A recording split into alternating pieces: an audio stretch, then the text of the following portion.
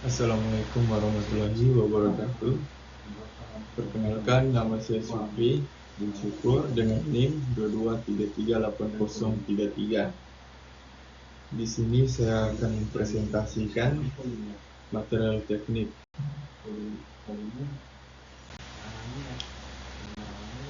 Yang pertama itu ada apa itu material. Material adalah bahan atau zat yang digunakan untuk membuat atau membangun suatu objek, struktur atau produk. Material juga memiliki fisik dan kimia yang dapat digunakan untuk tujuan tertentu.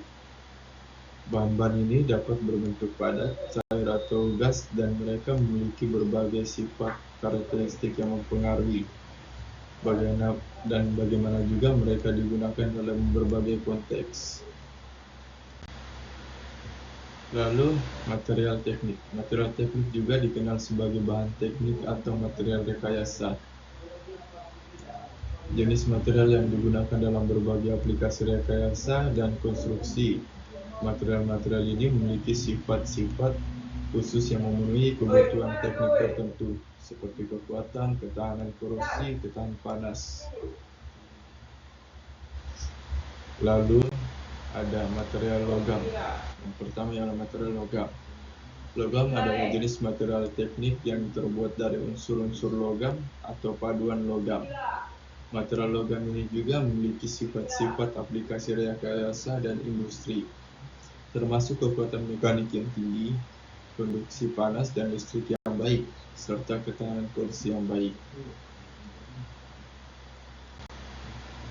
Lalu ada klasifikasi material logam. Berdasarkan klasifikasi material logam yang berdasarkan komposisi kimia. Logam murni, material logam yang terbuat dari suatu unsur logam tunggal.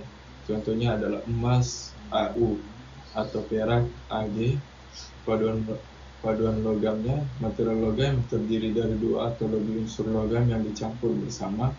Contohnya adalah baja, Fe dan C, atau kuningan, Cu dan Zn, atau stainless steel, Fe, Cr, Ni. Lalu berdasarkan struktur kristal. Yang pertama, logam kristal kubik. Logam dengan susunan kristal yang mengikuti struktur kubik, seperti struktur FCC, yaitu face centered cubic, atau BCC, body centered cubic. Lalu logam kristal heksagonal. Logam dengan susunan kristal heksagonal seperti magnesium, Mg, berdasarkan penggunaannya. Logam struktural digunakan untuk membangun struktur bangunan atau mesin dan kendaraan, seperti baja struktural. Lalu logam-logam digunakan untuk konduktivitas listrik atau panas, seperti tembaga dalam kabel listrik. Lalu ada logam tahan karat. Ini digunakan dalam lingkungan yang memerlukan ketahanan terhadap korosi, seperti stainless steel berdasarkan sifat stainless steel. Lalu ada berdasarkan sifat mekanik, yaitu ada logam duktil, logam brittil. Yaitu logam duktil, logam yang memiliki sifat ketahanan terhadap deformasi tanpa patah, seperti baja. Lalu logam brittil, logam yang cenderung patah tanpa terlalu banyak deformasi, seperti kaca atau besi putih. Lalu berdasarkan aplikasi itu otomotif. Material logam digunakan dalam pembuatan kendaraan seperti baja karbon rendah dan aluminium. Lalu dalam aplikasi pesawat juga ada pesawat terbang, yaitu material logam yang memenuhi kebutuhan perindustrian pesawat seperti aluminium.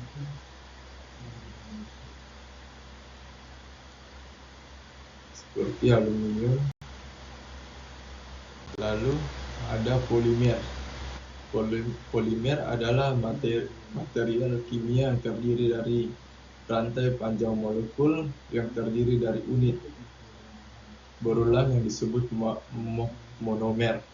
Monomer adalah molekul kecil yang bergabung bersama untuk membentuk rantai polimer. Ketika monomer-monomer ini bergabung dalam jumlah besar, mereka membentuk struktur polimer yang panjang dan kompleks.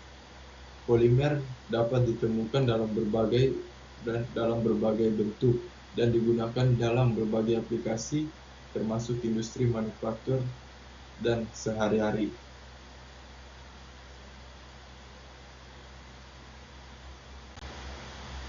Lalu ada klasifikasi material polimer. Yang pertama itu ada berdasarkan struktur kimia. Polimer alifatik. Polimer yang terdiri dari rantai alifatik seperti polietilena dan polipropilena. Lalu ada polimer aromatik. Polimer yang memiliki cincin aromatik dalam struktur mereka seperti polistiren dan nilon.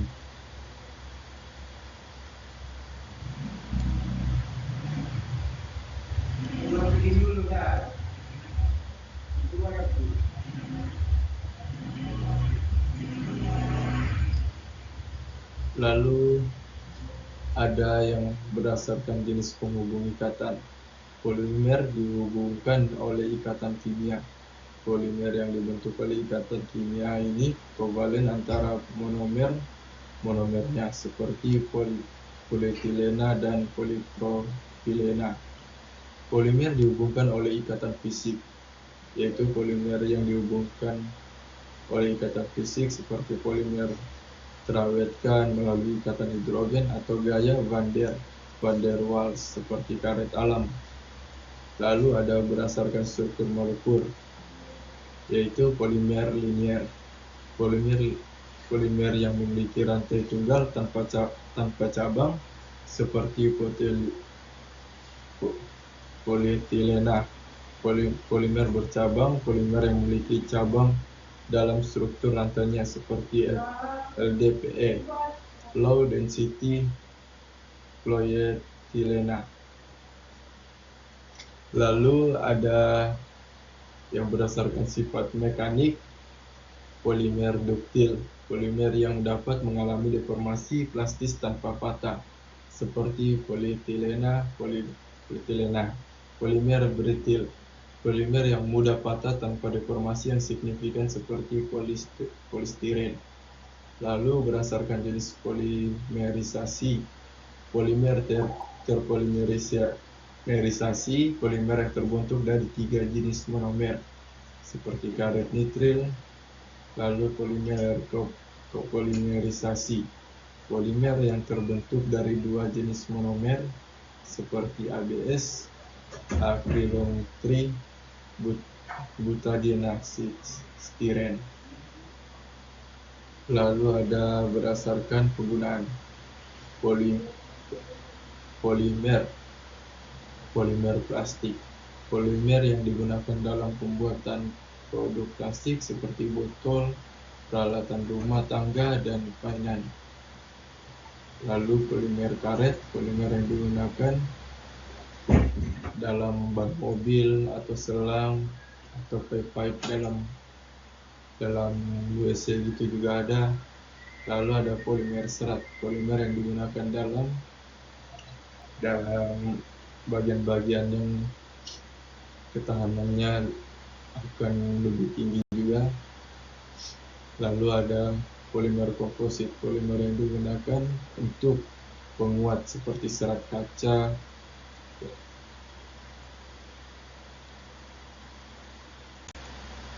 Lalu ada keramik.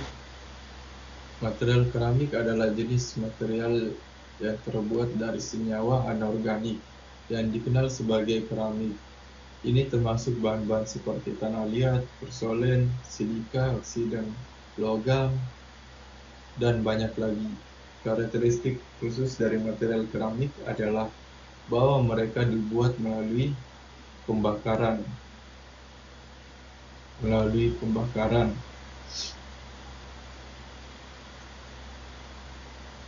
atau sintering bahan mentah mereka pada suhu tinggi. Proses ini memberikan mereka sifat-sifat khusus yang mencakup kekakuan, tahan terhadap suhu tinggi, isolator listrik, tahan terhadap korosi, tahan ketahanan aus yang tinggi. Keramik juga banyak digunakan di perumahan-perumahan.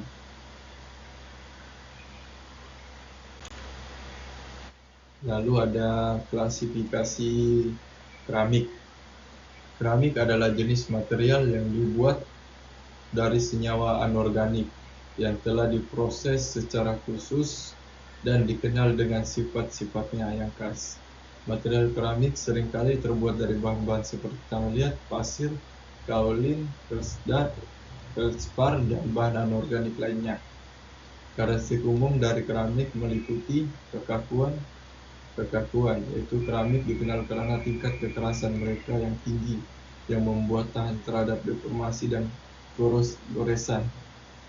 Lalu, dia juga tahan terhadap suhu tinggi. Bahan keramik dapat mempertahankan integritas strukturalnya pada suhu tinggi, menjadikan ideal untuk berbagai aplikasi yang melibatkan panas ekstrim. Lalu, tahan terhadap korosi.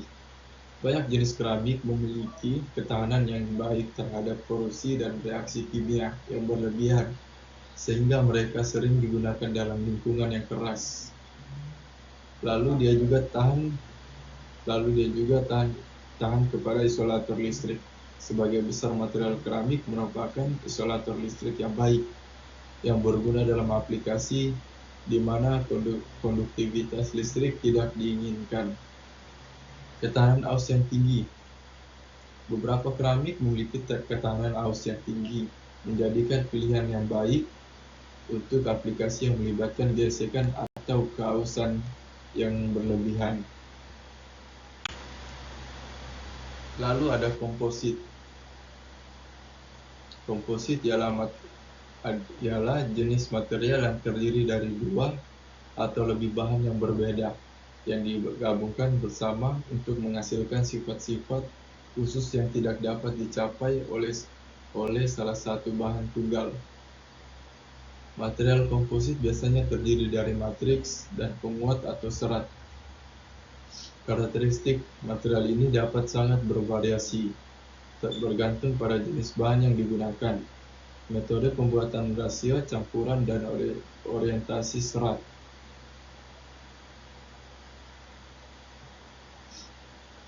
Dan komposit ini juga memiliki kekuatan yang tinggi, yaitu sering memiliki kekuatan yang lebih tinggi daripada bahan tunggal yang digunakan dalam komponen matriks.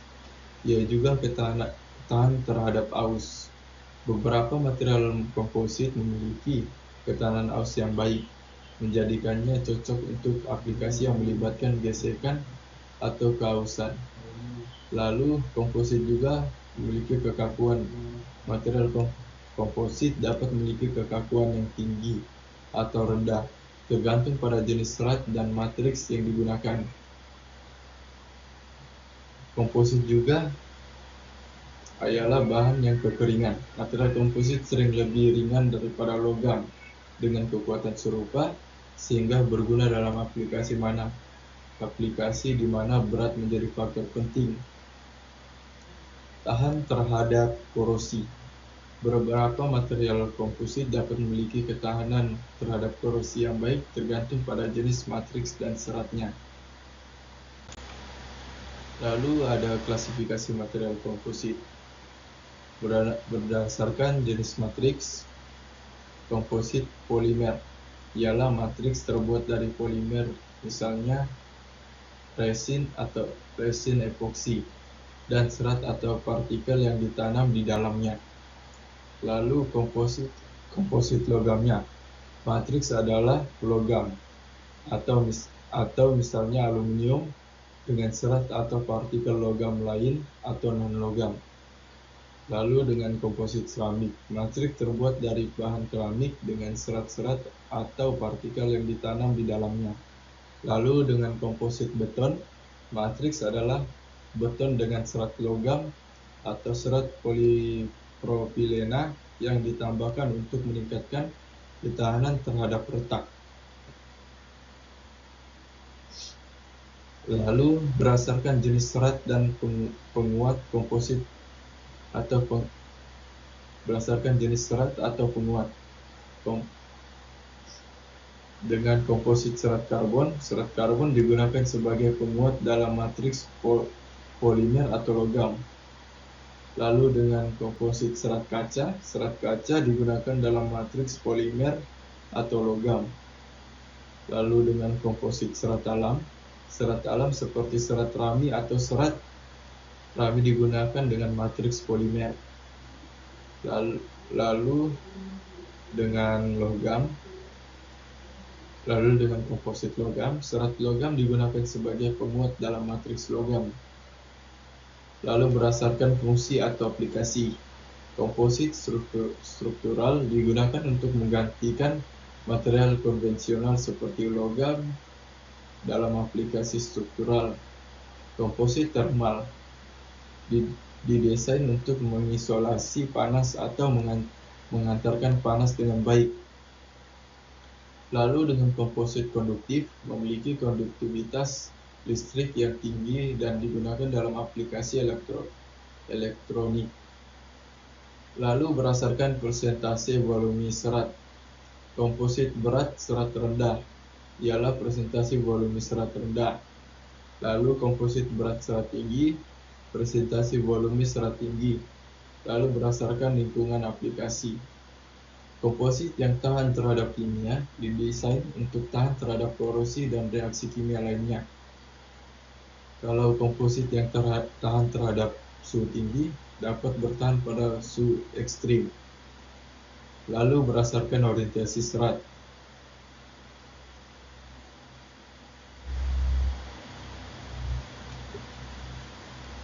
komposit unidireksional serat disusun sejajar dalam satu arah memberikan kekuatan maksimum tertentu.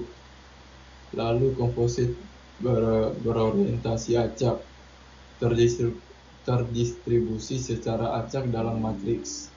Lalu komposit berorientasi berlapis, yaitu serat dengan ikatan lapisan yang berbeda untuk mencapai sifat-sifat tertentu. Lalu pengaplikasian material. Yang pertama itu pengaplikasian material terhadap logam. Material logam memiliki beragam aplikasi yang mencakup banyak ekstrud industri berbeda karena sifat-sifatnya yang unik. Berikut adalah beberapa pengaplikasian utama material logam. Yang pertama itu di industri konstruksi. Baja struktural digunakan dalam pembangunan gedung-gedung pencakar langit. Karena ketahanan logam itu lebih tahan dibandingkan material lainnya. Lalu jembatan dan infrastruktur lainnya karena kekuatan dan ketahanan terhadap beban struktural.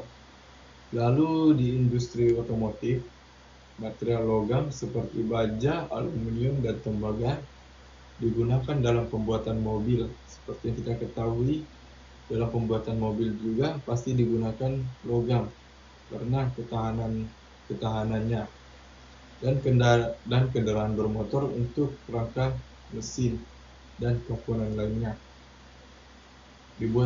Dicampurkan logam kepada mesin agar tidak terjadinya patah atau terjadinya lain-lain yang menyebabkan mesin itu rusak, maka digunakanlah material logam.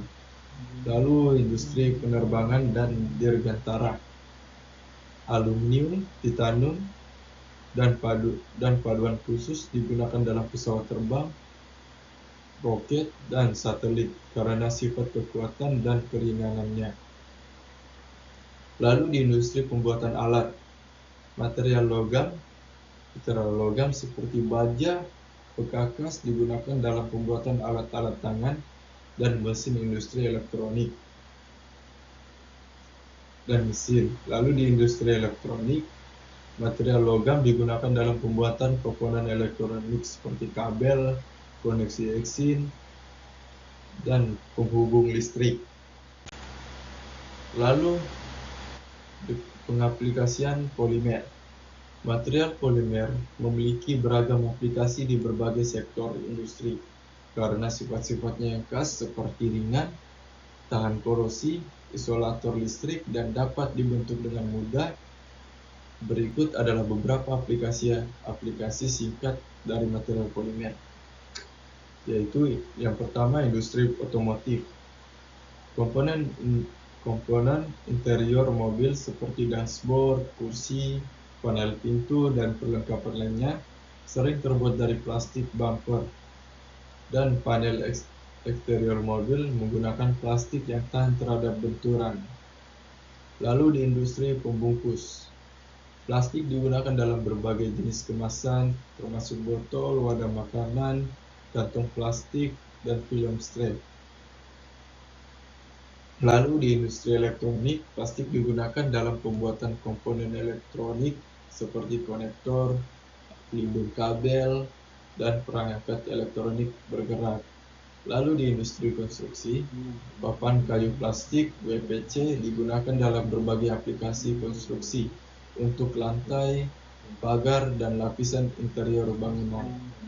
Lalu di industri perawatan kesehatan, plastik medis digunakan dalam peralatan medis seperti tabung infus, botol obat, dan peralatan bedah sekali pakai. Lalu pengaplikasian komposit.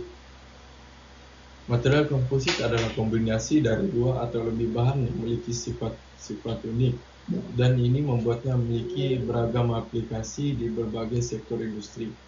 Berikut adalah beberapa aplikasi material komposit. Yang pertama, di industri penerbangan. Material komposit digunakan dalam konstruksi pesawat terbang untuk mengurangi berat badan dan meningkatkan kekuatan struktural. Mereka digunakan dalam ban pesawat seperti sayap dan bagian lainnya. Lalu di industri otomotif, komposit digunakan dalam mobil dan kendaraan bermotor untuk mengurangi berat dan meningkatkan efisiensi bahan bakar. Mereka juga digunakan dalam panel bodi dan komponen interior. Lalu di industri dirgantara, komposit digunakan dalam pembuatan satelit, roket, dan wahana antariksa untuk mengurangi berat dan meningkatkan ketahanan terhadap panas ekstrim. Lalu di industri angkutan, komposit digunakan dalam pembuatan kapal, perahu, dan kereta api untuk mengurangi berat dan meningkatkan daya tahan terhadap korosi. Lalu pengaplikasian keramik. Industri otomotif, komponen interior mobil seperti dashboard, kursi, panel pintu, dan perlengkapan lainnya sering terbuat dari plastik. Bumper dan panel interior mobil menggunakan plastik yang tahan terhadap teran. Di industri pembungkus plastik, misalnya lulang.